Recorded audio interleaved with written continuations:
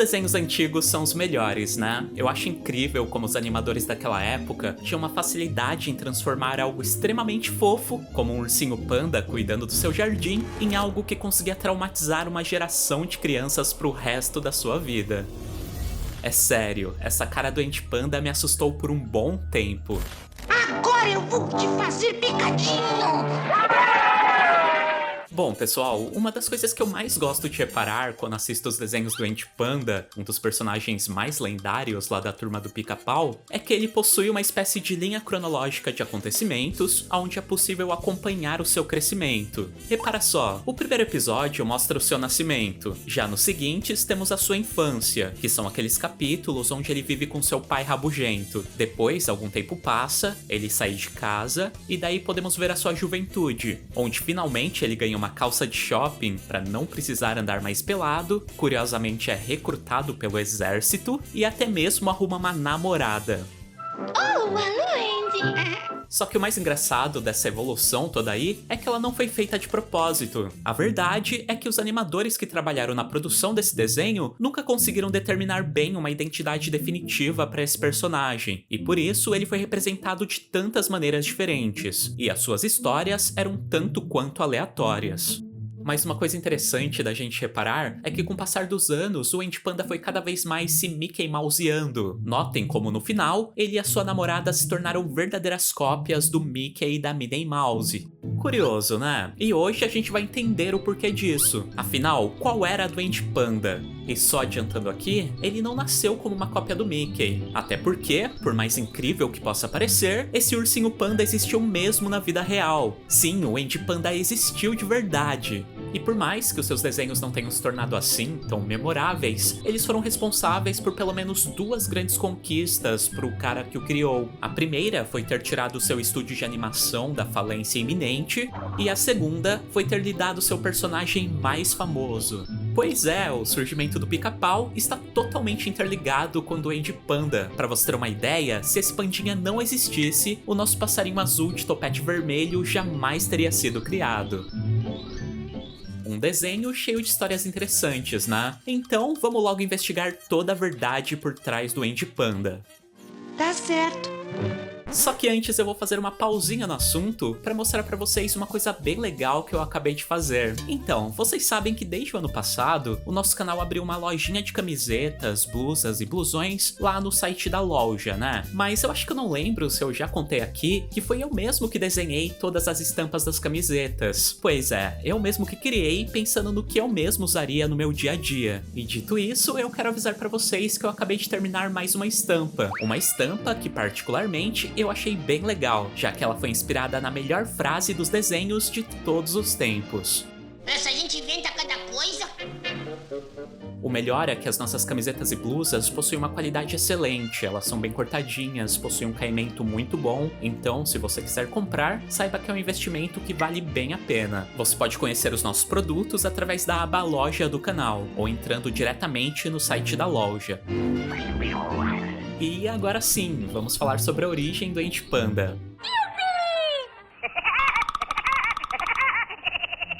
Bom, vocês estão vendo aí uma foto histórica. Ela foi tirada no ano de 1936, e nela podemos ver a Ruth Harkness, uma socialite norte-americana, voltando de uma expedição que ela havia feito na China com um filhotinho de panda gigante nos seus braços. Segundo relatos, essa socialite encontrou esse bichinho sozinho e perdido numa floresta chinesa, e decidiu levá-lo consigo até os Estados Unidos. O que foi algo muito impressionante para os americanos, já que até então eles nunca haviam visto um animal como esse, e logo, o pequeno pandinha se tornou a atração mais visitada do zoológico da cidade de Chicago. Pessoas do país inteiro viajavam só para ver esse bichinho. Como é? Um bebê panda? Minha nossa!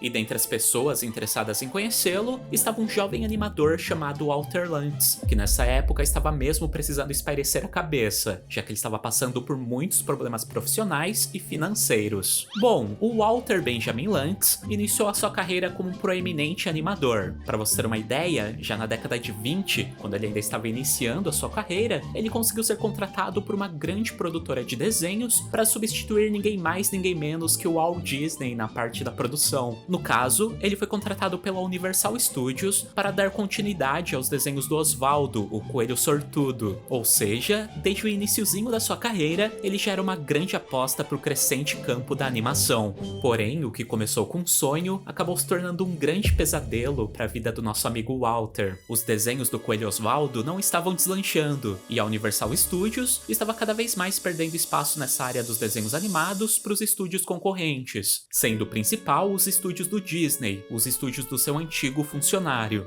E quem estava sentindo tudo isso na pele era o nosso amigo Walter Lantz, que passou a receber cada vez menos investimentos para a produção das suas animações. E olha que o cara até que tentou bastante dar a volta por cima. Ele pensou em criar um filme totalmente animado, mas não conseguiu colocar o projeto adiante devido à falta de recursos, e tentou criar diversos novos personagens novos para os seus desenhos, incluindo até mesmo um ratinho para tentar surfar no sucesso do Mickey.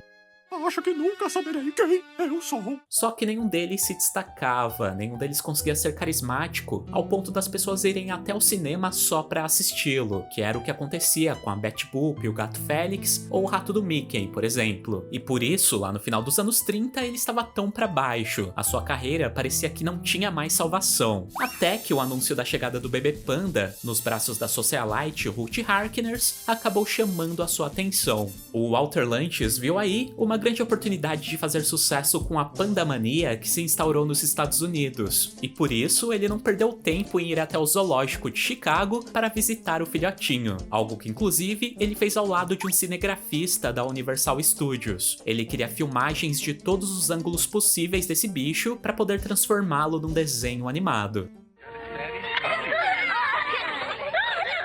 E a sua ideia foi fazer uma animação mostrando o suposto nascimento desse pandinha lá na floresta da China, que por si só já era um tema que levaria muitas pessoas aos cinemas pra ver, né? E assim, em setembro de 1939, ficou pronto o desenho Ente Panda Entra Numa Fria. O que é uma fria, papai?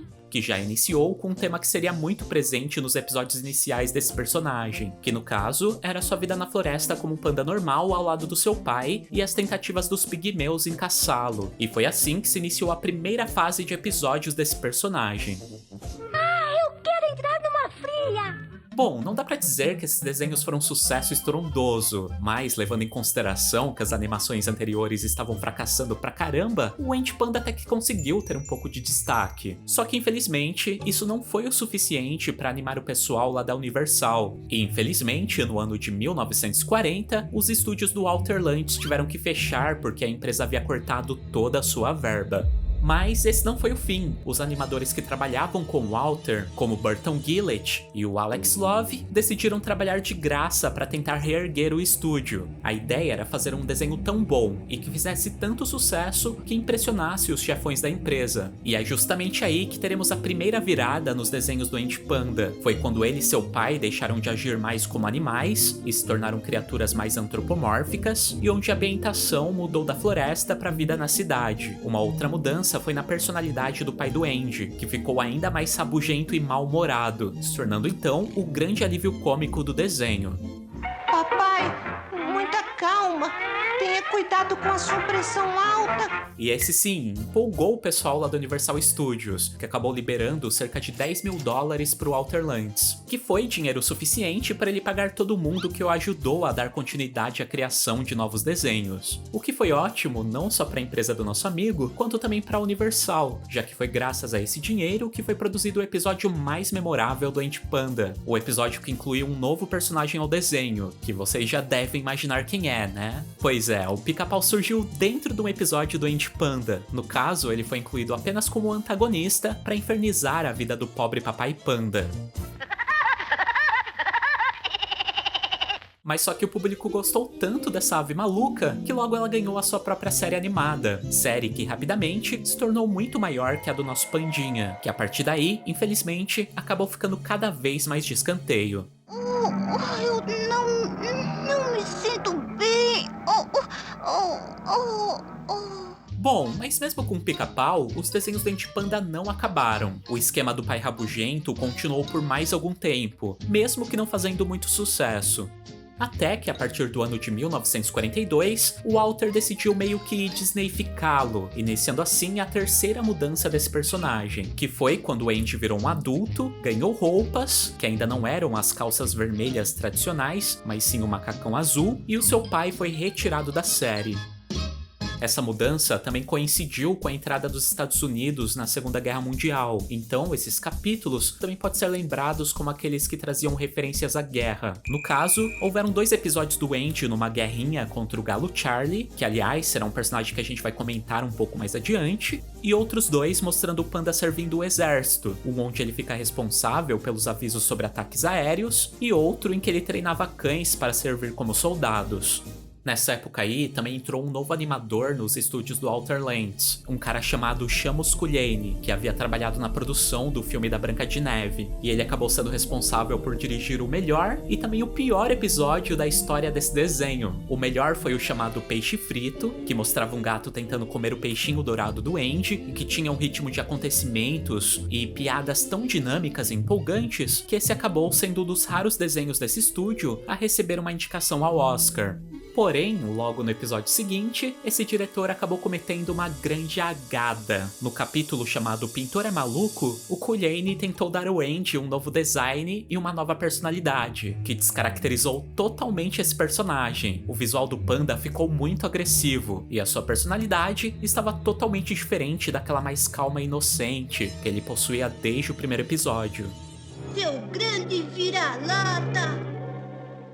E é óbvio que não deu certo, né? Não é à toa que o Culhane foi afastado e no seu lugar entrou um cara chamado Dick Lange, que era ninguém mais que um dos principais responsáveis pela criação do Pato Donald. E a partir daí, o Andy Panda se disneyficou de vez. O Lange passou a deixá-lo cada vez mais parecido com o Mickey, o que foi bom, já que esse foi o período de maior sucesso desse desenho e que definiu um design e personalidade definitiva para esse personagem. Pra você ter uma ideia de como esse cara transformou o Andy numa cópia do Mickey, nesses episódios o panda tinha um cachorro, o Milo, que fazia as vezes do Pluto, e até mesmo surgiu uma namorada, a Miranda Panda, que, convenhamos, é idêntica a Minnie, né? Ele trouxe um presente. Doces, flores, não dá pra pensar em outra coisa? Bom, e foi nesse período que o Andy acabou sendo incluído nos episódios especiais do Pica-Pau, como aquele clássico em que eles fazem uma espécie de competição musical no piano.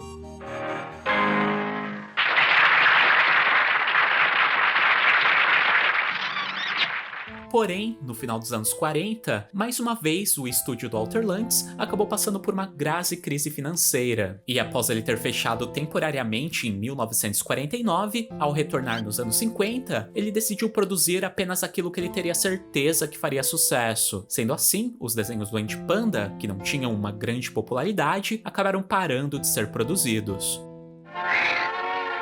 Uma coisa curiosa é que em 1954, após a Turma do Pica-Pau já ter migrado para televisão, o Walter até pensou em retomar a produção do Andy Panda, só que ele mudou de ideia de última hora e achou melhor aposentar definitivamente esse personagem. Pelo menos aposentar só nos desenhos, né? Já que ele continuou sim, trabalhando com o Andy Panda, mas nos quadrinhos. Entre os anos 50 e 60, esse personagem migrou para as revistinhas, onde ele tinha como companheiro de aventuras o Galo Charlie, aquele personagem que havia sido incluído nos episódios do Andy Panda produzidos na Segunda Guerra Mundial. Já a última aparição definitiva do Andy Panda nos desenhos, enquanto seu criador estava vivo, foi num episódio especial do Pica-Pau, produzido em 1964 para o Halloween, um episódio que, aliás, nunca chegou a passar aqui no Brasil.